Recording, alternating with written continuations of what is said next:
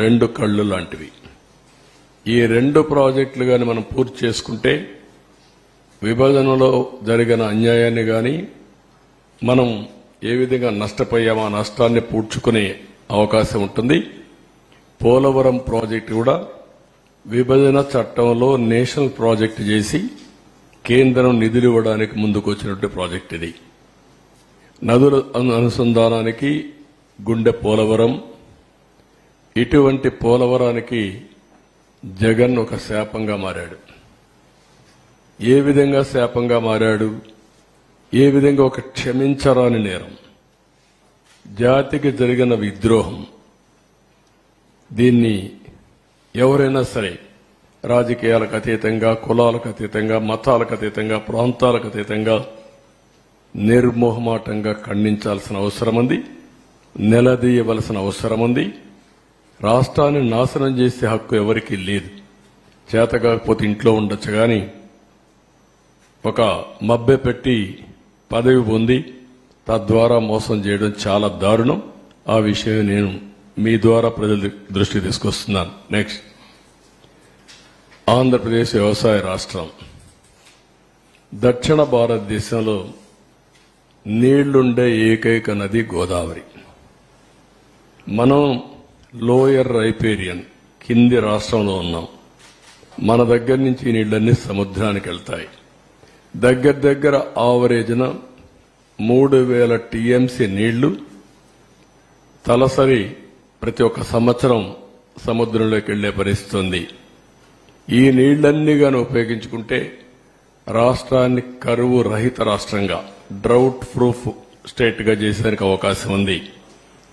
Delta స్థిరీకరణతో పాటు ఉత్తరాంధ్ర, రాయలసీమ తాగునీరు, సాగునీరు దించే బహుళార్థ సాధక జాతీయ ప్రాజెక్టు. అదే మరిగా ఈ వరదలు ఇవన్నీ వచ్చినప్పుడు గాని మామూలుగా గాని జల విద్యుత్, హైడల్ అనేది చాలా ముఖ్యం. ఇప్పుడు సోలార్ విండ్ వచ్చింది.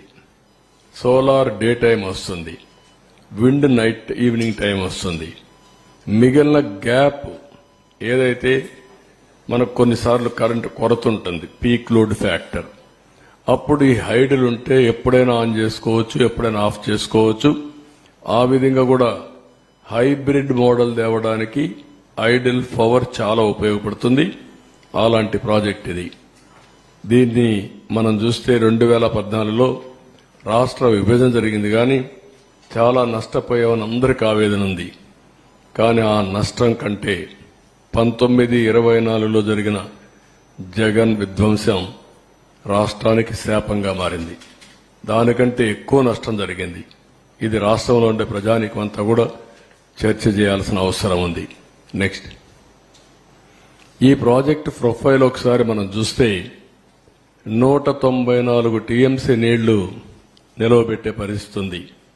322 టీఎంసీ నీళ్లు సద్వినియోగం.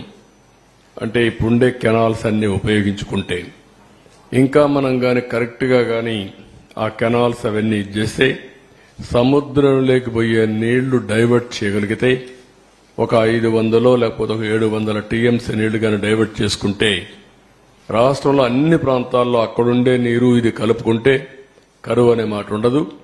ఇది చాలా ముఖ్యమైన విషయం. ఇప్పుడు ఈ ప్రాజెక్టులో ఉండేది 7,20,000 ఎకరాలకు సాగునీరు అందించడం, 23,50,000 ఎకరాలు ఆయకట్టు స్థిరీకరణ చేయడం, 28,50,000 మందికి త్రాగునీరు ఇవ్వడం, 960 మెగావాట్ల విద్యుత్ ఉత్పత్తి, వాటర్ టూరిజానికి చాలా ఇది ఉంది, అవకాశం ఉంది. పరిశ్రమలు కూడా ఫుల్ గా నీళ్లు ఇచ్చే పరిస్థితి వస్తుంది. నెక్స్ట్, ఇది ఒక చిరకాల వాంఛ. ఏదైతే 1941 నుంచి ప్రజల కల ఇది. ధవళేశ్వరం కట్టినప్పుడు కాటన్ ద్వారా ధవళేశ్వరంలో కట్టాలన్నా లేకపోతే పైన కట్టాలని ఆలోచించినప్పుడు తర్జన భర్జన పడి డబ్బులు లేవనే ఉద్దేశంతో అప్పట్లో ధవళేశ్వరంలో కట్టారు, బ్యారేజ్ కట్టారు. లేకుంటే అప్పుడే కట్టాల్సింది. ఇంకొక పక్క 50 లక్షల క్యూసెక్స్ ప్రవాహాలని నది డైవర్ట్ చేసే ప్రాజెక్ట్ ఇది. చైనాలో ఉండే 3 గేజెస్ కూడా మీరు చూస్తే గార్జెస్ చూస్తే దీనికంటే తక్కువ. ప్రపంచంలోని అతి ఎక్కువ నీళ్లు డైవర్ట్ చేయడమే కాకుండా ప్రవహించే నది ఈ గోదావరి నది. ఇంకొక పక్కన ఇది డయాఫామ్ వాల్ మీరు చూస్తే చాలా సెన్సిటివ్. 90 మీటర్స్ కింది వరకు డయాఫామ్ వాల్ స్పెషల్ టెక్నాలజీతో పూర్తి చేశాం. అలాంటి సున్నితమైన డయాఫామ్ వాల్ ఇది. ఇంకొక పక్కన 20 మీటర్ల ఎత్తు 16 మీటర్ల వెడల్పు ఉన్న అతి భారీ గేట్లు, బిగ్గెస్ట్ గేట్స్. ఇంకొక పక్క 390 కిలోమీటర్ పొడవున్న కుడి ఎడమ కాలువలు. అటు ఉత్తరాంధ్ర ఇటు వచ్చే కొందికి రైట్ మెయిన్ కెనాల్ రెండు కూడా 390 కిలోమీటర్స్ ఉన్నాయి. ఇంకొక పక్క ఇప్పుడు జరిగే పెద్ద ప్రాజెక్టులో ఒకటి, భవిష్యత్తులో కూడా ఇంత పెద్ద ప్రాజెక్టు మనం నిర్మాణం చేయబోం. ఇదే లాస్ట్. ఇండియాలో గాని ప్రపంచంలో గాని ఒకసారి చూసి అనలైజ్ చేస్తే ఇంత పెద్ద ప్రాజెక్టు మళ్ళా వస్తుందనే ఇది కూడా లేదు. అదే మరి ఇంకొక పక్కన 24 గంటల్లో 32,315 క్యూబిక్ మీటర్ల కాంక్రీట్ పనులు చేసి గిన్నెస్ రికార్డు కూడా సాధించారు ఆ రోజు. ఈ రోజు చూస్తే ఏ ప్రాజెక్టులో నిర్వహించిన కాంక్రీట్ పనులు పోలవరంలో చేయడం జరిగింది. ఇవన్నీ కూడా సైలెంట్ ఫ్యూచర్స్ కొన్ని మాత్రం. నెక్స్ట్ ఈ రోజు మీరు చూస్తే ఓసారి ప్రాజెక్ట్ యొక్క ప్రొఫైల్. ఈ ప్రాజెక్ట్ ని ఆ రోజు బైఫర్కేషన్ యాక్ట్ లో పెట్టారు. కానీ ముంపుకు గురయ్యే 7 మండలాలు తెలంగాణలో పెట్టారు. నేను ముఖ్యమంత్రిగా ఎన్నికయ్యాను, ఢిల్లీకి వెళ్లాను. ఆ రోజు కూడా ఎన్డీఏతో పొత్తుంది. ఢిల్లీకి వెళ్తానే నేను ఒకసారి నా అనుభవంతో, ఎందుకంటే అపోజిషన్ గా నేను ఫైట్ చేశాను, అనుభవం ఉంది ఇరిగేషన్లో. ఎప్పుడు నేను ముఖ్యమంత్రిగా, అప్పటికే 9 ఏళ్లు నేను ముఖ్యమంత్రిగా ఉన్నాను, నాకు ఒక ఐడియా ఉంది. మొత్తం స్టడీ చేశాను. స్టడీ చేస్తే ఆ 7 మండలాలు గాని ముంపుకు గురయ్యే మండలాలు ఇక్కడ ఇవ్వకపోతే, వాళ్ళు అడ్డం పెడితే ఇంకా చరిత్ర ప్రాజెక్ట్ అంతా ఎప్పటికీ పూర్తి కాదు. ఆ రోజు నేను ఇవన్నీ ఆలోచించి ఎట్టి పరిస్థితిలో ఒకటే కోరాను. ఆ రోజు ఎన్డీఏ ప్రభుత్వం నరేంద్ర మోడీ గారు లీడర్ ఆఫ్ ది హౌస్ అయ్యారు. కానీ ప్రమాణ స్వీకారం చేయక మనకు మీరు కానీ ఈ 7 మండలాలు మాకు ఇవ్వకపోతే నేను ప్రమాణ స్వీకారం చేసినప్పుడు వేస్ట్ అవుతుంది. అవసరమై సాధించే వరకు నేను ప్రమాణ స్వీకారం చేయను. ఒకవేళ కాన్స్టిట్యూషన్ డెడ్ లాక్ వచ్చినా పర్వాలేదు, ఇది చాలా క్లియర్ గా నేను మీకు చెప్పాలిగా చెప్తున్నాను చెప్పి చాలా స్పష్టంగా చెప్పాను. అప్పుడు వెంకయ్యనాయుడు, రాజ్నాథ్ సింగ్, ప్రధానమంత్రి మోడీ గారితో మాట్లాడి ఫస్ట్ టైం ఆర్డినెన్స్ ఇష్యూ చేసి ప్రెసిడెంట్ ఆఫ్ ఇండియాను మెప్పించారు ప్రణబ్ ముఖర్జీని. ఎందుకంటే ముందు మీరు పార్లమెంట్ మెంబర్స్ సమావేశం పెట్టారు, ఫస్ట్ పార్లమెంట్ మెంబర్స్ అంతా ప్రమాణ స్వీకారం చేయాలి, తర్వాత బిజినెస్ ఇది ఎట్లా పెడతారంటారని ఆయనకి చెప్పి మెప్పించి ఆయన ఒప్పుకున్న తర్వాత ఆర్డినెన్స్ పాస్ చేసి క్లియరెన్స్ చేసిన తర్వాత పార్లమెంట్ సమావేశాలు పెట్టి మెంబర్స్ అంతా కూడా ప్రమాణ స్వీకారం చేసే పరిస్థితికి వచ్చారు. ఇంకొక పక్కన డిజైన్లు అన్నిటి క్లియరెన్స్ వచ్చాయి. 5 ఏళ్లలో 72% పనులు పూర్తి చేశాం. 11,762 కోట్ల రూపాయలు ఖర్చు పెట్టాం. DPR2 55,545 కోట్లకు సాంకేతిక కమిటీ ఆమోదం తెప్పించాం. 31 సార్లు క్షేత్రస్థాయి పర్యటన చేశాను ప్రాజెక్టుకి. 104 సార్లు వర్చువల్ రివ్యూలు చేశాను. ఎందుకు అంత శ్రద్ధ పెట్టామంటే ఈ ప్రాజెక్టు పూర్తి చేసుకుంటే రాష్ట్రంలో వ్యవసాయ రంగానికి పెద్ద ఊతం వస్తుంది, చాలా ఉపయోగపడుతున్న ఉద్దేశంతో మొత్తం చేశాం. ఇంకొక పక్కన అప్పటి వరకు ఉన్నటువంటి అన్ని పెండింగ్ అంతా కూడా క్లియర్ చేశాం. రైట్ మెయిన్ కెనాల్ కొంతమంది రైతులు కోర్టుకు వెళ్లి అడ్డం పెట్టి కూర్చున్నారు. వాళ్ళు ఒకటే అనుకున్నారు, ఇంక ఎప్పుడైనా పర్వాలేదు మేము మాత్రం ఇవ్వని మొండిగేసే పరిస్థితికి వచ్చారు. ప్రాజెక్టులో ఏదైతే మెయిన్ డ్యామ్ వస్తుందో ఆ ప్రాంతంలో కోర్టుకు వెళ్లి వాళ్ళు కూడా మేము వెకేట్ చేయమన్నారు. మామూలుగా ఎవరికైనా సరే ప్రాజెక్టులో పునరావాసం ఇచ్చి R&R డబ్బులు ఇచ్చి ప్యాకేజ్ ఇచ్చి వాళ్ళకి ఇండ్లు కట్టిన తర్వాతనే అది మనం అక్వైర్ చేసే అవకాశం ఉంటుంది. అవన్నీ వార్ ఫుటింగ్లు చేసి వాళ్ళని కన్విన్స్ చేసి మొత్తం క్లియర్ చేసి ప్రాజెక్ట్ ని 5 ఏళ్లలో 72% పూర్తి చేశాం. నెక్స్ట్ ఇక్కడ మీరు చూస్తే సివిల్ వర్క్స్ 71.93. వీళ్ళు వచ్చిన తర్వాత వీళ్ళు చేసింది less than 4%, 3.8 or 7, 75.77. PIP head works 65.6 అయితే 72.63. పిఐపి ఆర్ఎంసీ 91.14 ఉంటే 92.75. ఎల్ఎంసీ లెఫ్ట్ మెయిన్ కెనాల్ 70.99 ఉంటే 73.07. ల్యాండ్ అక్విజిషన్ అండ్ R&R 18.66 ఉంటే 22.55. మొత్తం 11,762.47 కోట్ల రూపాయలు ఖర్చు పెడితే 5 ఏళ్లలో 19 నుంచి వీళ్ళు వస్తానే 4,167 కోట్లు మాత్రం ఖర్చు పెట్టారు. నెక్స్ట్ ఇక్కడ ఏదైతే ఒక వ్యక్తి చేతగానితనం కావచ్చు, అహంభావం కావచ్చు, లేకుంటే అధికార దుర్వినియోగం కావచ్చు, ఏదైనా అనుకోవచ్చు, ఏ విధంగా చేశాడో మీరు చూస్తే ముఖ్యమంత్రిని వెంటనే స్టడీ చేయకుండా ప్రమాణ స్వీకారం చేసిన రోజునే పనులు నిలిపేశాడు. అది ఘోరాతి ఘోరం, చరిత్ర క్షమించాలని నేరం. ఒక వ్యక్తికి ఇంత అహం పనికిరాదు. ఇది ప్రజాధనం, వీళ్ళ సొంత డబ్బులు కాదు. ప్రాజెక్టులు ఏముంది, ఇది ఎన్ని నీళ్లు వస్తాయి, ఈ పనులు ఏ స్టేజ్లో ఉన్నాయి, ఇప్పుడు ఏం చేయాలని ఆలోచించకుండా, కనీసం విజిట్ చేయకుండా ప్రమాణ స్వీకారం చేస్తానే పనులు నిలిపేశాడు. ప్రత్యామ్నాయ ఏర్పాట్లు చేయకుండా పనిచేసే ఏజెన్సీలు తీసేశాడు, కాంట్రాక్టర్లు తీసేశాడు, ఆఫీసర్లు తీసేశాడు. 19 జూన్ నుంచి 19 నవంబర్ వరకు ఏజెన్సీనే లేదు. 20 నుంచి 20 నవంబర్కి ఏజెన్సీ వచ్చింది. కాంట్రాక్ట్ పిలిచారు కానీ వాళ్ళు వర్క్ రెజ్యూమ్ చేసింది 20 నవంబర్, అంటే 2 సీజన్లు.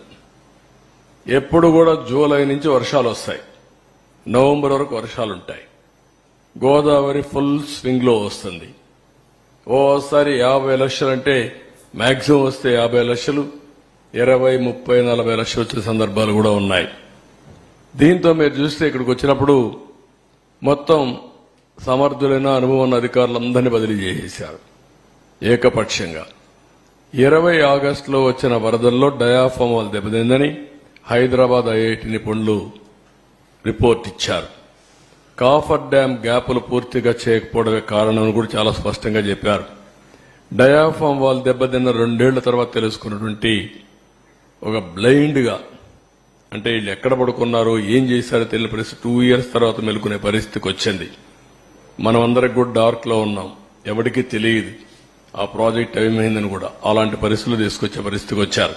నెక్స్ట్ ఇక్కడ ప్రత్యామ్నాయం ఏర్పాట్లు చేయకుండా జీవోలన్నీ మీకు అందరికి ఇస్తాం, మీరు స్టడీ చేయండి. ఇప్పటికే స్టడీ చేశారు, అది స్టడీ చేసి ప్రాపర్ గా ప్రజలకు చెప్పే బాధ్యత మనందరిపైన ఉంది.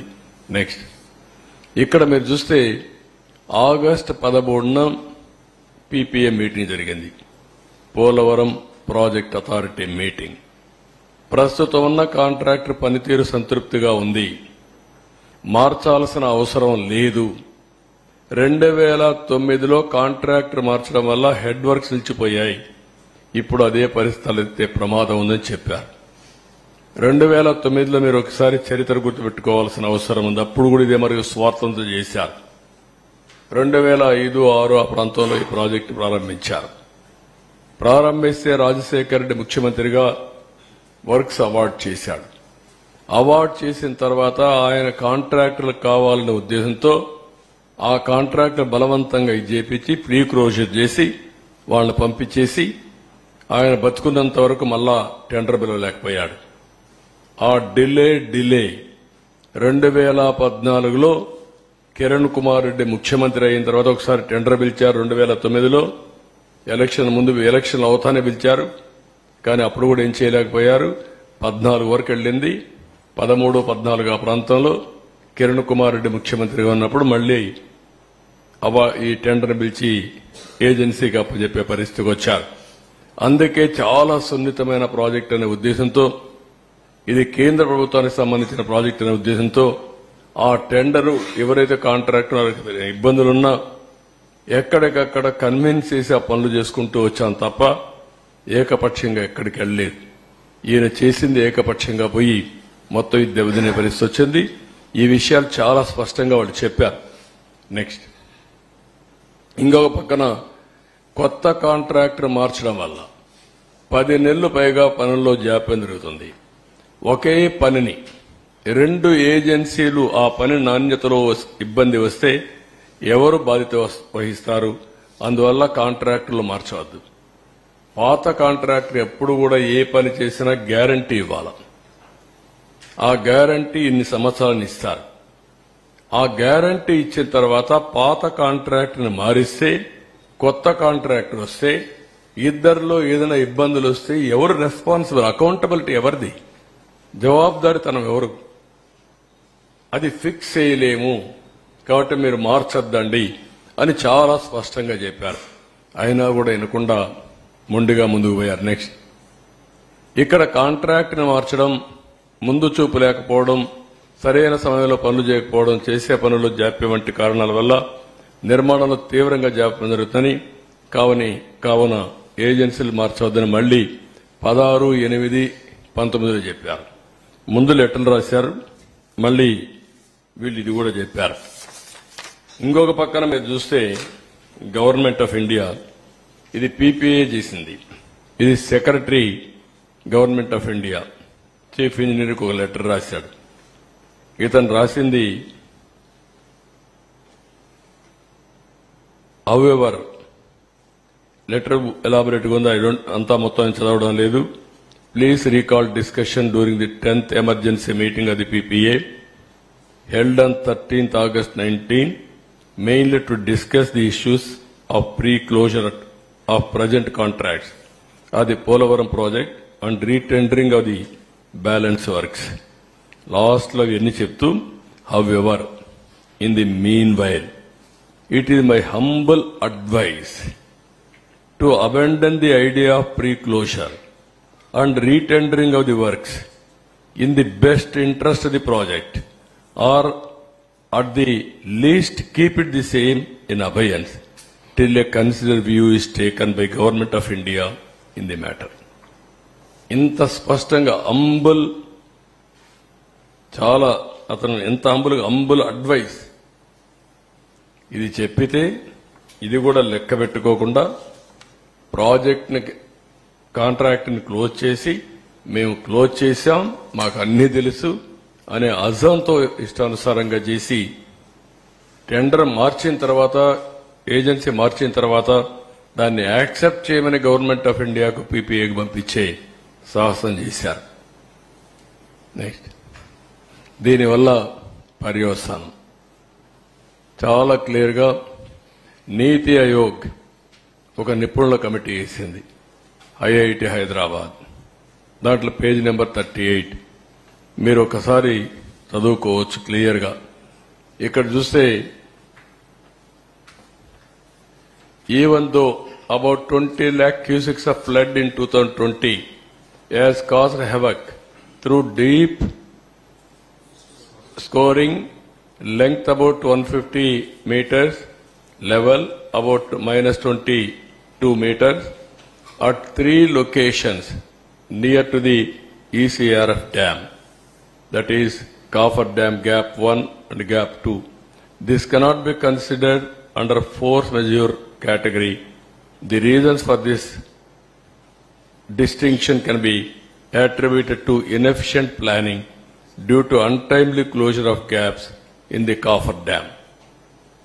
ఏవైతే కాఫర్ డ్యామ్ లో చిన్న గ్యాప్ ఉందో ఆ ఏజెన్సీని మార్చకపోతే రెయినీ సీజన్ లోపల, ఫ్లడ్ వచ్చే లోపల అది క్లోజ్ చేయాల్సిన బాధ్యత ఆయన పైన ఉంది.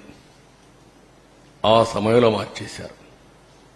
ఆ సమయంలో మార్చి మళ్ళా డిపార్ట్మెంట్ లెటర్స్ రాశారు. ఈ టైంలో క్లోజ్ చేయకపోతే ప్రమాదం వస్తుంది అని చెప్పారు. అయినా పట్టించుకోలేదు, ఎవ్వడూ పట్టించుకోలేదు. దాని పర్యవసానం మీరు చూస్తే చాలా. ఇంకా నెక్స్ట్ దీంతో ఈరోజు డయాఫామ్ వాల్ 3 మేజర్ డ్యామేజ్ జరిగాయి. కాంక్రీట్ వర్క్లు మాత్రం స్పిల్వే మిగిలింది. డయాఫామ్ వాల్ డ్యామేజ్ అయింది. ఇంకొక పక్కన కాఫర్ డ్యాములు up stream down stream 2 damage అయినాయి. మూడోది గైడ్ బండ్ డ్యామేజ్ అయింది. గ్యాప్ 1 ఏదైతే ఉందో ఈసీఆర్ఎఫ్ డ్యామ్కి వచ్చేది అది కూడా సగం 3/4 కొట్టుకోబోయే పరిస్థితికి వచ్చింది. ఇప్పుడు ఎంత డ్యామేజ్ జరిగిందంటే డయాఫామ్ వాల్ 2018లో 436 కోట్లకు పూర్తి చేశాం. ఇప్పుడు డయాఫామ్ వాల్ రిపేర్ల కోసం కొన్ని రింగ్ బండ్లేసి అక్కడెక్కడ 3-4 ప్లేసుల్లో 33% రిపేర్లు చేయాలి.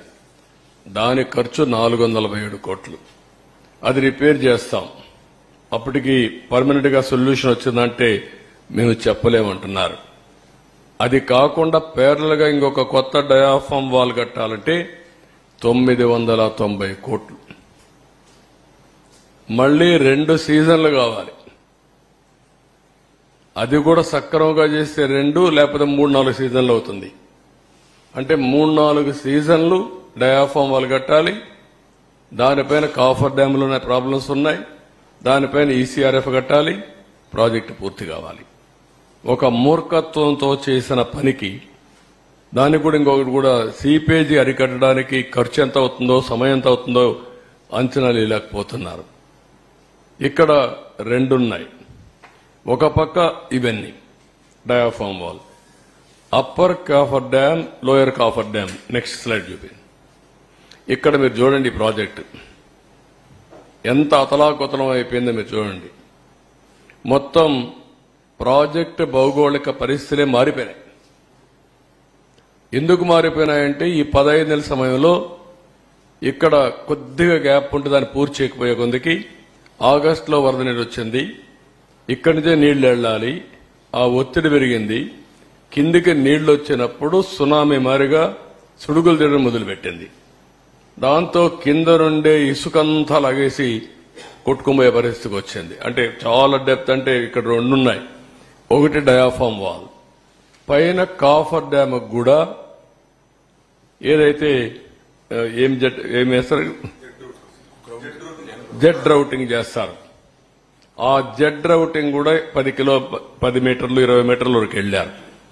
ఎప్పుడైతే 10-20 మీటర్లు నీళ్లు వెళ్లిపోయేసి ఇది సుళ్లు కొట్టేసి మొత్తం తీసేసిన తర్వాత దాని కింద కూడా వెళ్లిపోయింది.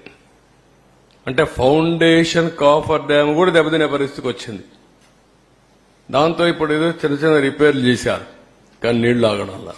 నీళ్లు ఆగకపోతే కాఫర్ డ్యామ్ కట్టలేం, డయాఫామ్ వాల్ కట్టలేం. డయాఫామ్ వాల్ కట్టకపోతే ఈసీఆర్ఎఫ్ చేయలేం. ఇప్పుడు ఇవన్నీ కూడా భయంకరమైన పరిస్థితి. ఇంకొక పక్కన బయట నుంచి ఇసుక తెచ్చి పూడ్చిన ఆ గాజాలపైనే మెయిన్ ఎర్త్ ఫ్యాక్టరీ డ్యామ్ చేయాలి. ఇప్పుడు ఇసుక తీసుకొచ్చి మన గుట్టలుగా వేసి మా వాళ్లు దాన్ని కాంపాక్ట్ కింద చేస్తున్నారు. కానీ ఇంకా సొల్యూషన్ పూర్తిగా రాలేదు. They are working. ఇక్కడ ఒక ఎగ్జాంపుల్ మీరు చూస్తే గ్యాప్ 1 ప్రాజెక్టులో 250 మీటర్ల వెడల్పు ఉంటుంది. 150 మీటర్లు కొట్టుకోపోయింది. ఆ 150 మీటర్లు మళ్ళా పూడ్చి గ్యాప్ 1ని పటిష్టం చేయాలి. నేచురల్ సాయిల్ అంటే నేచురల్ సాయిల్.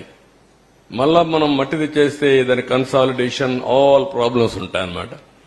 ఇది మొత్తం ఇది చేసే పరిస్థితికి వచ్చాడు. చాలా దారుణం ఇది. నెక్స్ట్ ఇక్కడ దీనే కాకుండా వీళ్లు కట్టిన కుంగిన గైడ్ బండ్ ఇది కూడా కుంగిపోయే పరిస్థితికి వచ్చింది. ఇది మామూలుగా ఎందుకంటే నేరుగా ఇట్లా వాటర్ వస్తే ప్రాబ్లం వస్తుందని కొద్దిగా డైవర్షన్ పెట్టి అక్కడి నుంచి వాటర్ తీసుకొస్తే ప్రెషర్ తక్కువ ఉంటుందనే ఉద్దేశంతో ఇది చేసి అది కూడా దెబ్బతినే పరిస్థితికి వచ్చింది. దీనికి కూడా ఒక 80 కోట్ల రూపాయలు మనం ఖర్చు పెట్టారు. ఇంకా కూడా నిలుస్తుంది, సాలిడ్ గా ఉంది అనేది ఇంకా ఎస్టాబ్లిష్ చేస్తున్నారు. ఇంకా పూర్తిగా కాలేదంటే 3 డ్యామేజెస్ ఇక్కడ. ఒకటి diaphragm wall, 2 upper lower coffer dam, 3 guide bund, 4 దీన్నిటి వల్ల Polavaram power project abnormal delay. Next ఇక్కడ మీరు చూస్తే ప్రోగ్రెస్ రిపోర్ట్లో మీరు చూస్తే ఖర్చు 11,722 కోట్ల రూపాయలు తెలుగుదేశం పార్టీ హయాంలో. వీళ్లు ఖర్చు పెట్టింది 4,100 కోట్లు. 72% అయితే 3.84% పనులు పూర్తి చేశారు, పెంచారు. కేంద్రం నిధులు ఒక్క రూపాయి కూడా దారి మళ్లించలేదు. కేంద్రం ఇచ్చిన డబ్బులు మేమున్నప్పుడు 4,000 కోట్ల రూపాయలు మనం పెట్టి పనులు చేశాం. ఆ 4,000 కోట్లు రియంబర్స్ చేశారు. అదనంగా అయిందానికి డబ్బులు ఇచ్చారు. ఇచ్చిన డబ్బుల్లో 3,345 కోట్లు వేరేదాన్ని డైవర్ట్ చేశారు. నిధులు కొరత కూడా ఒకటి తీసుకొచ్చాడు. మళ్ళీ ఎక్కడ పెట్టాడో ఏం తెలియదు కానీ మొత్తం డైవర్ట్. ఇలాంటి ప్రాజెక్టులో తెలుగుదేశం పార్టీ టైంలో స్టేట్ ఫండ్స్ పెట్టి ప్రాజెక్టు పూర్తి చేస్తే ఇతను వాళ్ళిచ్చిన డబ్బులు డైవర్ట్ చేసే పరిస్థితికి వచ్చాడు. ఆ రోజు కేంద్ర మంత్రులు గిన్నీస్ రికార్డుని వచ్చాయి. ఈ రోజు అందరూ కూడా తప్పు పట్టే పరిస్థితికి వచ్చారు. ప్రాజెక్టే ప్రశ్నార్థకమైంది. ఎత్తు 45.72 మీటర్లు, 194 టీఎంసీ ఆఫ్ వాటర్. ఇప్పుడు 41.15 అని మాట్లాడుతున్నారు.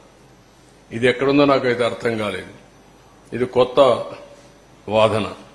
ఒకవేళ గాని 41.15 అంటే విభజన చట్టంలో పెట్టింది Polavaram project national project. And at the same time 45.72 meters ఎత్తది. అంచనా 55,545 కోట్ల రూపాయలు ఆమోదం తెలిపారు. ఇప్పుడు ఏమైందో అది కూడా అర్థం కాని పరిస్థితి. ఆ రోజు పర్యాటక కేంద్రంగా ఎవ్రీడే అందరూ చూశారు. ఇప్పుడు ఒక ప్రొహిబిటెడ్ ఏరియాగా తయారైపోయింది. ఆ రోజు 4,144 కోట్ల రూపాయలతో కాల్ నిర్మాణం, ముంపు గ్రామాలకి బాధితులకు అండగా అన్ని చేశాం. ఈ రోజు 1,687 కోట్లు మాత్రం ఖర్చు పెట్టారు.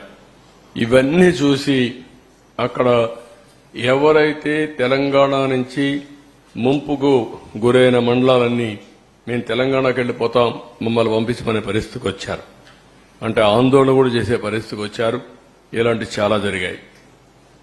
నెక్స్ట్, ఇది మీకు ఒక ఐడియాకి 4,908 కోట్ల రూపాయలు ఖర్చు పెట్టి పోలవరానికి మనం ప్రాధాన్యత ఇచ్చాం. వాళ్ళు డబ్బులు ఇవ్వకపోయినా ప్రాజెక్టు ఆగకుండా పోయాం.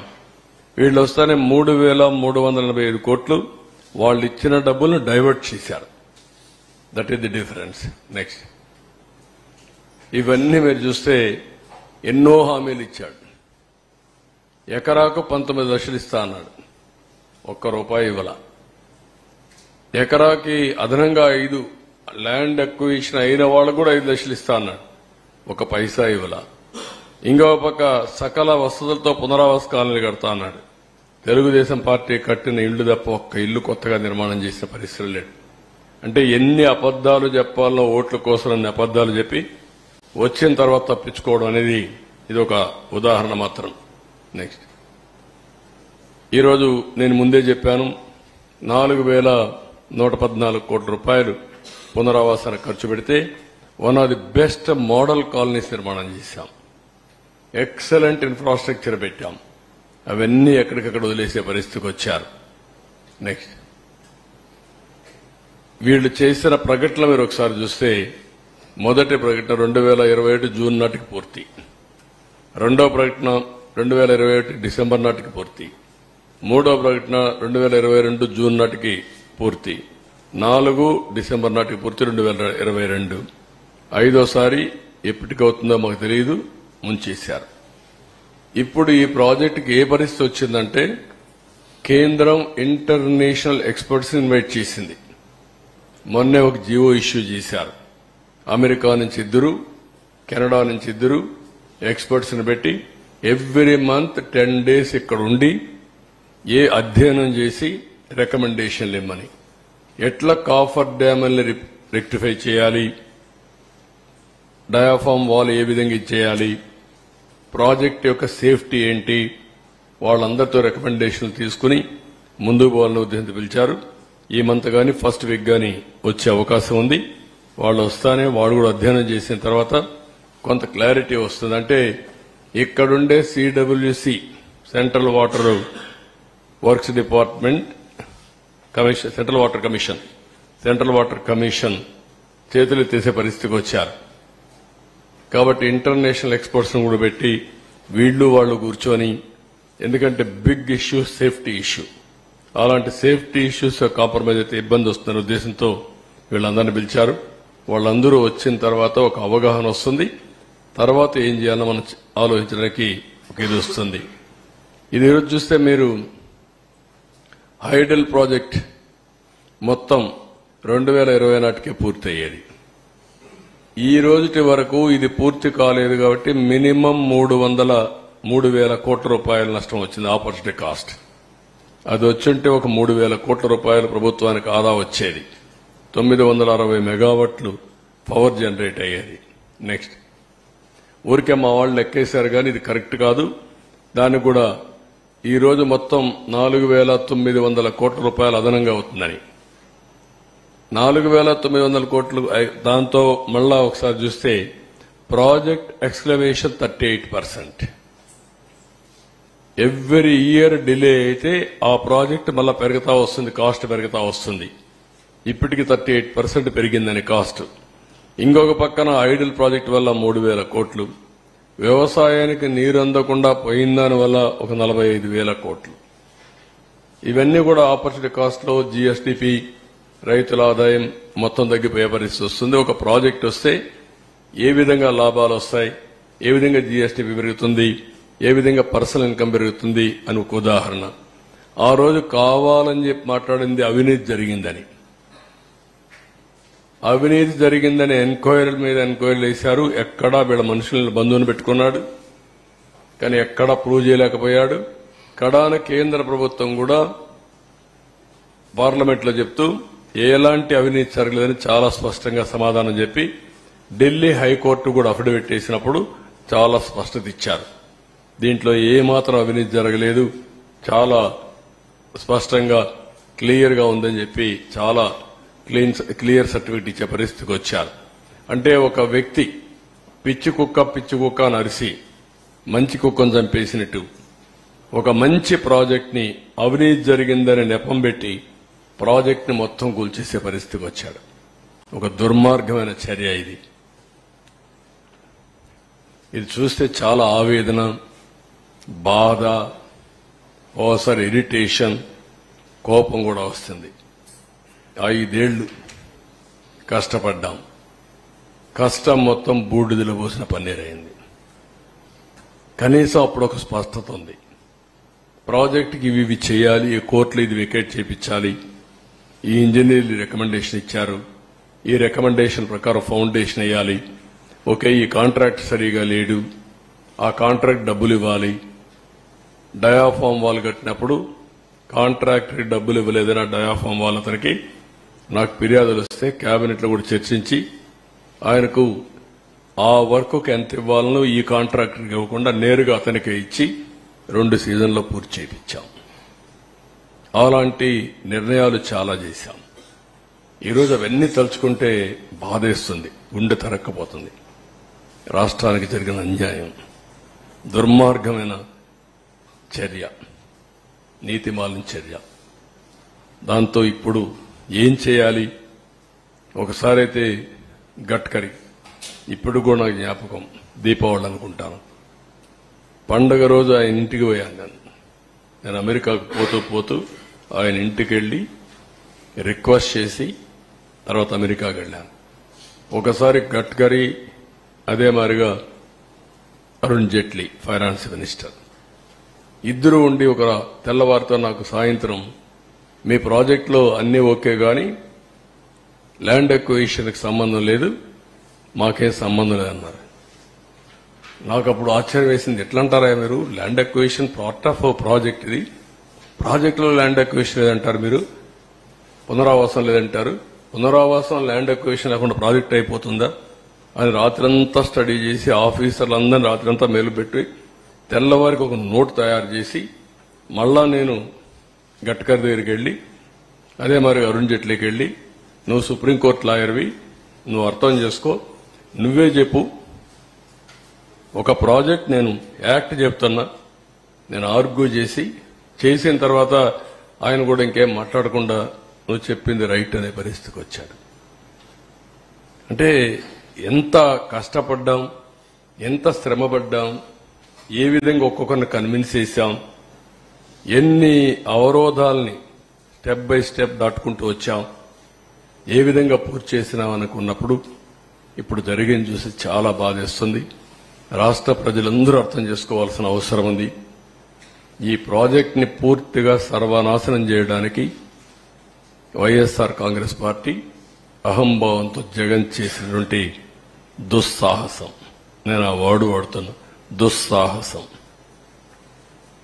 దాంతో ఈ విధంగా ఈ పరిస్థితి వచ్చింది. అందుకే నేను ఒక మాట చెప్పాను, అర్హత లేని వాళ్ళకి అధికారం వస్తే ఇవే జరుగుతాయి.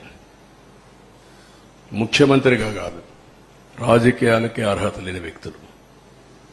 అది ప్రజలందరూ అర్థం చేసుకోవాల్సిన అవసరం ఉంది. ఒకరి గురించి ఆంబోతుల మారిగా మాట్లాడచ్చు, మమ్మల్ని విమర్శించవచ్చు, అది కాదు ఇక్కడ ఇష్యూ. ఎవడైనా సరే, బుద్ధి జ్ఞానం ఉండేవాడు ఎవడైనా సరే ఆలోచించాలి. మాట్లాడితే కాఫర్ డ్యామ్కి డయాఫామ్ వాళ్ళకి వ్యత్యాసం తెలియని వ్యక్తులు, ఎక్కడ కాఫర్ డ్యామ్ ఉందని ఎత్తుక్కునే వ్యక్తులు, ప్రాజెక్టు వెళ్ళిపోయి కాఫర్ డ్యామ్ ఎక్కడుంది అని ఎత్తుక్కునే వ్యక్తులు అన్నమాట. అన్ని ప్రాజెక్టులు కాఫర్ డ్యాములు ఉన్నాయి అని మాట్లాడే వ్యక్తులు ఇది కట్టలేదు అది కట్టలేదు అంటారు.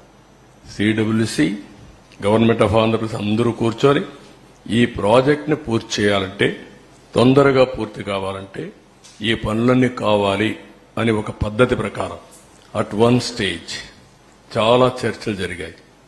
అసలు కాఫర్ డ్యామ్ అవసరమా లేదా, కాఫర్ డ్యామ్ లేకుండా ప్రాజెక్టు కట్టగలుగుతామా అని కూడా చర్చలు జరిగాయి.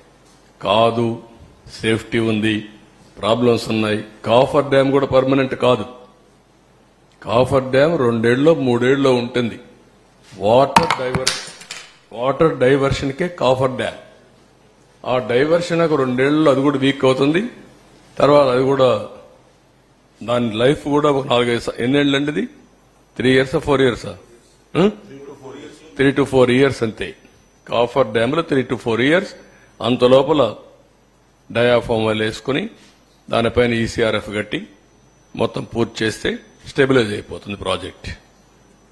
ఇది బాధాకరమైన సంఘటన. అందుకే ఫస్ట్ పేపర్ అతి సున్నితమైన ప్రాజెక్ట్, రాష్ట్రానికి జీవనాడి. ప్రజలకి ఈ ప్రాజెక్టు పూర్తయింటే చాలా సౌత్ ఇండియాలో నీటి సమస్య అనేది లేకుండా చేయడమే కాకుండా వేరే రాష్ట్రానికి మనం నీళ్లు ఇచ్చే పరిస్థితి వచ్చేది. అటు తమిళనాడుకు తాగునీరు కానీ, ఒకవేళ తెలంగాణకు నీళ్లు ఇచ్చే పరిస్థితి వచ్చేది. నేరుగా నాగార్ సరస్సు తీసుకుపోగలిగితాయి. లెఫ్ట్ మెయిన్ కెనాల్ ద్వారా గ్రావిటీతో తెలంగాణకు నీళ్లు వస్తాయి. ఒకప్పుడు తెలంగాణలో నేను ముఖ్యమంత్రిగా ఉన్నప్పుడు మీరు చూస్తే లెఫ్ట్ మెయిన్ కెనాల్ నల్గొండకు వచ్చి, ఖమ్మానికి వచ్చి, ఇక్కడ తిరువూరుకు వచ్చి, అక్కడి నుంచి నూజివీడుకు వచ్చి ఈ చింతలపూడి వరకు ఈ ఏరియా అంతా వచ్చేది, నూజివీడు వరకు వచ్చేది. నేను ఒకేసారి డిఎస్పీలని, ఆర్డీఓల్ని మొత్తం ఎస్కార్టింగ్ పెట్టి వాటర్ పుష్ చేశాను. ఒక్కసారి నీళ్లు తీసుకురాగలిగాను. దానికి కౌంటర్గానే ఈరోజు చింతలపూడి ప్రాజెక్టు పెట్టాం. లెఫ్ట్ మెయిన్ కెనాల్కు వచ్చే ఆయకట్టు అంతా కూడా చింతలపూడి లిఫ్ట్ ఇరిగేషన్ ద్వారా ఇవ్వాలని. ఇది ఆ రోజు కూడా ఇక్కడనే ఏదైతే వైకుంఠపురం ప్రాజెక్టు కట్టి తద్వారా నీళ్లను అక్కడ తీసుకొచ్చి నాగార్జున సాగర్ రైట్ మెయిన్ కెనాల్కి ఇస్తే తద్వారా ఆ ప్రాజెక్టు వల్ల మొత్తం నాగార్జున సాగర్ లో ఆయకట్టంతా కవర్ అవుతుంది. ఆ నీళ్లు శ్రీశైలం నిలబెట్టి రాయలసీమకి ఇవ్వచ్చని చాలా మొన్న కూడా మీకు అందరికీ చాలా ఎడ్యుకేట్ చేశాను నేను. అల్టిమేట్ గా రాయలసీమ బాగుపడాలంటే నల్లమలై ఫారెస్ట్ లో ఒక టనల్ తీసుకొని ఎక్కడైతే బనకచర్ల రెగ్యులేటర్ హెడ్ రెగ్యులేటర్ దగ్గర తీసుకుపోతే రాయలసీమ గేట్వే అవుతుంది. నవేడేస్ పెద్దగా టన్నల్స్ కూడా పెద్ద సమస్య కాదు. రోడ్ టనల్స్ కొడుతున్నారు, రైల్వే కొడుతున్నారు, అన్నీ వస్తున్నాయి. ఇది ఓవరాల్ గా ఇది నా బాధ, ఆవేదన. ఓసారి చాలా తపనిస్తుంది, చాలా కోపం వస్తుంది, ఇరిటేషన్ వస్తుంది. అయినా కూడా ఇది సరే, వీళ్ళ ప్రకటనలు అది వినాల్సిన పనులు కూడా మీరు చాలా సార్లు విన్నారు. ఇంటే వినండి సరిపోతుంది. ప్రాజెక్టు పనులు మొదలైపోయాయి. ప్రాజెక్టు 2021 జూన్ నాటికి కంప్లీట్ చేస్తాము, నీళ్లు ఇస్తామని కూడా ఖచ్చితంగా చెప్తాము. ప్రాజెక్టు మంచి స్పీడ్ లో జరుగుతా ఉంది. ప్రాజెక్టు బాగా కూడా పనిచేస్తా ఉంది, బాగా కూడా వర్కులు కూడా జరుగుతా ఉన్నాయి అధ్యక్ష. ఈ ప్రాజెక్టు 1 minute మీరు అక్కడ మాట్లాడినప్పుడు చూశారు, 2021లో మాట్లాడుతున్నాడు.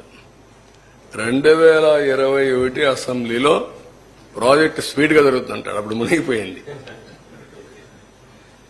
వీళ్ళని ఏం చేయాలంటే వీళ్ళు ముఖ్యమంత్రులుగా పెట్టుకోవడం అనేది మన దౌర్భాగ్యమే కదా. ఇదే అతను మాట్లాడే మాటలు. నెక్స్ట్ ఖరీఫ్ 2022 నాటికి నీళ్లిచ్చే పరిస్థితి తీసుకొని వస్తానని కూడా ఖచ్చితంగా కూడా చెప్తా ఉన్నాను అధ్యక్ష. ఆ అవరోధాలన్నీ కూడా అధిగమించి ఈ ప్రాజెక్టును 2023 ఖరీఫ్ కు కల్లా ఈ ప్రాజెక్టు పూర్తి చేస్తామని చెప్పి చెప్తా ఉన్నాను. సో ఇవన్నీ కూడా అధిగమించి ఇప్పుడు దేవుని దయ వల్ల కొంచెం గాడిలో పడింది. 2025 ఖరీఫ్ కల్లా ఖచ్చితంగా గోదావరి పోలవరం ప్రాజెక్టు పూర్తి చేసి నీళ్లు కూడా పెట్టే పరిస్థితి వస్తుంది. జూలై ఆగస్టులో ఆ వరద 2025 జూలై ఆగస్టులో 41.15 మీటర్లలో నీళ్లు పెట్టే పరిస్థితి కూడా ఇది ఈ పోలవరం ప్రాజెక్ట్ అనేది వెరీ వెరీ కాంప్లికేటెడ్. అంత తేలిగ్గా అర్థం కాదు. ఏంటి అంత అర్థం కాదని గట్టిగా చెబుతున్నారంటే నాకు అర్థం కాలేదు కాబట్టి నేను అనేక సార్లు విజిట్ చేసి స్టడీ చేసి అనేక మంది అడ్వైజర్తో మాట్లాడిన తర్వాత నేను నిర్ణయం తీసుకున్నా, ఇది ఇప్పుడు పూర్తయ్యేది కాదు అని చెప్పిన మొదటి వ్యక్తిని నేను. విన్నారు కదా ఎంత హాస్యం అయిపోయిందో. ఓకే ఒక సెకండ్, వన్ మైక్. 1771 కోట్లు మాత్రమే మిగిలాయి. వీళ్ళు రివర్స్ టెండర్లో పిలిచినప్పుడు 1548.13 కోట్లకి మేఘాకి ఇచ్చారు. సో వాళ్ళ పనులు చేపట్టకపో వీళ్ళు దాదాపు 600 కోట్లు మిగిల్చామని డప్పాలు కట్టారు. ఇప్పుడు ఈ కొట్టుకుపోవడం వల్ల 20,000 కోట్ల నష్టం ఏర్పడింది. దీనికి బాధ్యత వహిస్తారు. మీరే ఫిక్స్ చేయాలి అంటే నేను అడిగేది సీరియస్ గా అడుగుతున్నా. ఎందుకంటే ఎవరు పాపం చేశారో వాళ్ళు అదే దాన్ని ఏ విధంగా ఫిక్స్ చేయాలి ప్రజలందరూ ఆలోచించాలి. అక్కడ చర్యలుంటే యాక్షన్ కూడా తీసుకోవడం చాలా అవసరం. అదర్వైజ్ ఒక వ్యక్తి రాష్ట్రానికి ఇంత నష్టం చేయడం చాలా దుర్మార్గం. ఇది ట్యాక్స్ పేయర్స్ మనీ. ఎవరు ఖర్చు పెట్టినా మీరు నేను ట్యాక్స్ కడితే ఆ డబ్బులే ఖర్చు పెడతాం. ఇది బాధ్యతారాహిత్యం. మీరు చెప్పింది కరెక్ట్. అది చాలా దుర్మార్గం. ఇప్పుడు కేంద్రం 15,511.13 కోట్లు ఇవ్వడానికి సిద్ధమైంది. కేబినెట్ లో నోటు కూడా రెడీగా ఉంది. దాని మీద మీరు ఏమైనా పర్సూ చేస్తారా? నేను పర్సూ చేయడం డెఫినెట్గా చేస్తాను. ఒకటి టెక్నికల్ గా వేర్ ఆర్ వి, నేను మీకు చాలా స్పష్టంగా చెప్పాను. 33% డయాఫామ్ వాల్ డ్యామేజ్ అయింది 3-4 ప్లేసెస్ లో. అవి కూడా రింగ్ బండేసి సరిపోతుందని చూపించారు నాకు, రింగ్ ఫెన్సింగ్ కింద. ఒక వర్షన్ 3-4 ప్లేస్లే కాదు, ఇంకా ఎక్కడ ఉండొచ్చో మేము డెఫినెట్ గా చెప్పలేమంటున్నారు. దాని ఎస్టిమేషన్ మీకు చెప్పాను. అది అయిన తర్వాత రెండోది కాఫర్ డ్యాముల ద్వారా లీక్ అవుతుంది వాటర్. ఇంకా స్వీపేజ్ ఉంది.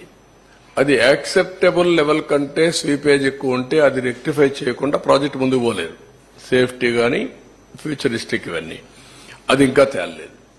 ఈ రెంటికే ఇప్పుడు కమిటీ యుఎస్ఏ నుంచి 2 ఎక్స్పర్ట్స్ వెళ్లేశారు. ఇప్పుడు ఇక్కడుండే ఇంజనీర్లు కూడా రిస్క్ తీసుకోవాలంటే భయపడే పరిస్థితికి వచ్చారు. వాళ్ళు కూడా భయపడుతున్నారు. ఒక దుర్మార్గుడు చేసిన పనికి మనం కూడా బలైపోతామేమో, మనకెందుకు వచ్చింది అని వాళ్ళు కూడా భయపడే పరిస్థితికి వచ్చారు. అంటే బాధ్యత తీసుకోవాల్సిన వ్యక్తులు బాధ్యత తీసుకుని, అందుకే ఒక మాట చెప్పాను, మీకు తెలిసి మీకు డ్యామేజ్ కనపడుస్తా ఉంది, తెలియకుండా బ్రాండ్ గాని డ్యామేజ్ గాని విపరీతంగా ఉండబోతుందని నేను ఎలక్షన్ ముందే చెప్పాను. సార్ ఇప్పుడు 2020లో డయాఫ్రామ్ వాళ్ళు దెబ్బతింటే ఇప్పటిదాకా కూడా సొల్యూషన్ కనుక్కోలేదు. ఈ 3 ఏళ్లలో వీళ్ళ ఫెయిల్యూర్ చాలా దారుణంగా ఉన్నట్టు కదా సార్. 2020లో డయాఫ్రామ్ వాళ్ళు ఎంత బుకాయిస్తున్నారో చూశారు కదా. లాస్ట్ 2025 ఇప్పుడే సొల్యూషన్ వచ్చేసింది, అయిపోయింది, నీళ్లు ఇచ్చేస్తానని మాట్లాడే పరిస్థితికి వచ్చారు. ఇయర్ బై ఇయర్ అంటే వాళ్ళు చెప్పింది 2021కే దెబ్బతినింది. 22 చెప్పారు, 23 చెప్పారు, 25 కూడా చెప్తున్నారు మళ్ళీ. అసలు వాళ్ళు చెప్పిందేమో 2019లోనే దెబ్బతింది అని చెప్పి ఒక పక్క ప్రాజెక్టు పనులు చేస్తా ఉన్నారు. 2020లో దెబ్బతింటే ఇప్పటిదాకా సొల్యూషన్ కూడా కనుక్కోలేకపోయారు. అదే నేను మీకు ఒకటే గుర్తుపెట్టుకోండి, వాళ్ళు ఏం చెప్పారు, ఎక్స్పర్ట్స్ అందరూ కూడా చెప్తే వాళ్ళందరూ తెలుగుదేశం వాళ్ళు, ఇంకా అపోజిషన్ వాళ్ళు. ఎవడైనా వీళ్ళు మీరు తప్పు చేస్తున్నారు అంటే వాడి మీద పడిపోవడం, విరుచుకు పడిపోవడం. ఈవెన్ పత్రికల వాళ్ళ మీద కూడా అలాగే పడ్డారు. మీడియా అందరినీ ఇదే పద్ధతి పెట్టారు. సరే ఇప్పుడు సార్ అంటే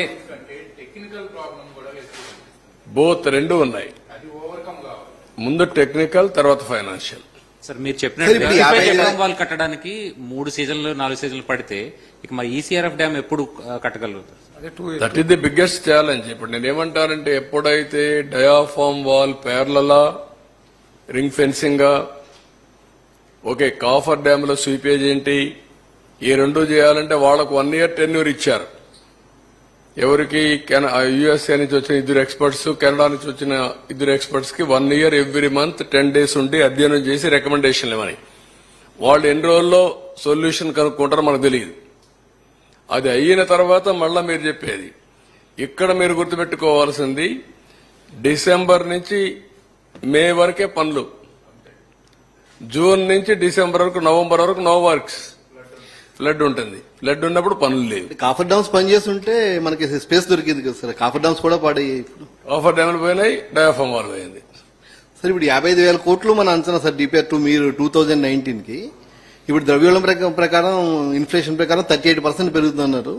అంటే చాలా కాస్ట్ చాలా అప్పటికిప్పటికి 38 అని ఇచ్చారు మా వాళ్ళు. దాన్ని నేను ఇంకా ఇది ఊరికే రఫ్ గా ఈ రోజు చెప్తే ఇచ్చారు కానీ అది కరెక్ట్ ఫిగర్ కాదు, అందుకే నేను దాన్ని మాట్లాడడం లేదు.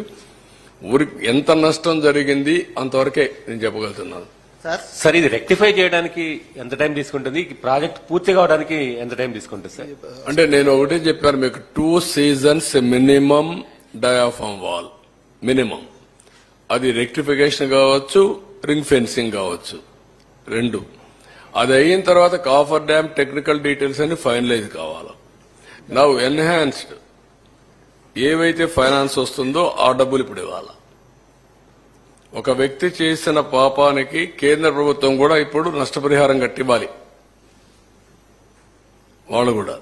ఇవన్నీ వేరియస్ యాంగిల్స్ లో వచ్చిన ఇబ్బందులు అన్నమాట. డయాఫ్రమ్ వాళ్ళు కూడా డిఫరెంట్ రిపోర్ట్స్ ఇస్తున్నారు కదా సార్. కొంతమంది ఏమో కంప్లీట్ దీనికి వెళ్ళాలంటున్నారు, కొంతమంది ఏమో రింగ్ ఫెన్సింగ్. అదే వాళ్ళు అనేది ఏంటంటే ఇవి జరిగాయి. అది కూడా ఎక్స్పర్ట్స్ కమిటీ, ఎవరంటే ఎక్స్పర్ట్స్ కమిటీ చేసింది? ఎన్హెచ్బిసి చేసింది sir. Hydro power project, hydro power corporation చేశారు. వాళ్ళు ఇచ్చారు రిపోర్టు. అది కరెక్టా, ఎగ్జాక్ట్ రిపోర్టా?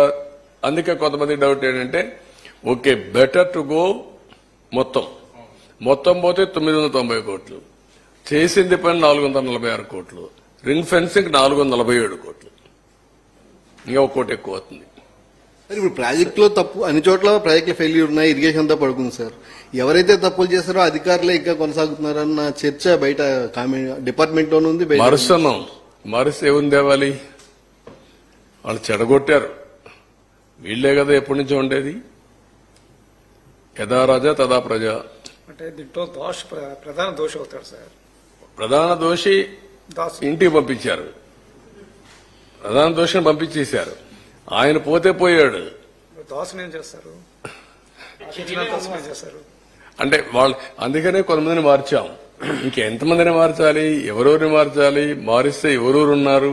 అంటే ఈ రివర్స్ టెండర్ పిలిచిందంతా అది ఇచ్చినంత దాసు ఎక్కడికో వెళ్ళిపోయాడు కదా, ఎప్పుడు వెళ్ళిపోయాడు కదా. దాసు పోయాడు, ఇంకో దాసుడు పోయాడు, మిగిలింది మనమే కదా. ఇక్కడ దాసు ఎక్కడ ఉన్నాడు? ఎప్పుడో రిటైర్ అయిపోయాడు, తెలంగాణకు పోయాడు. తెలంగాణ పోయాడు, అక్కడ అడ్వైజర్ గా ఉన్నాడు ఇప్పుడు. సరే ఈ హైట్ మీద కూడా కొద్దిగా రివర్స్ టెండరింగ్ పిలిచింది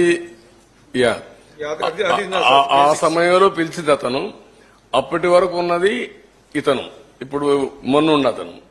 ఇతను తీసేసి శశిభూషణ్ మళ్ళా తీసుకొచ్చారు.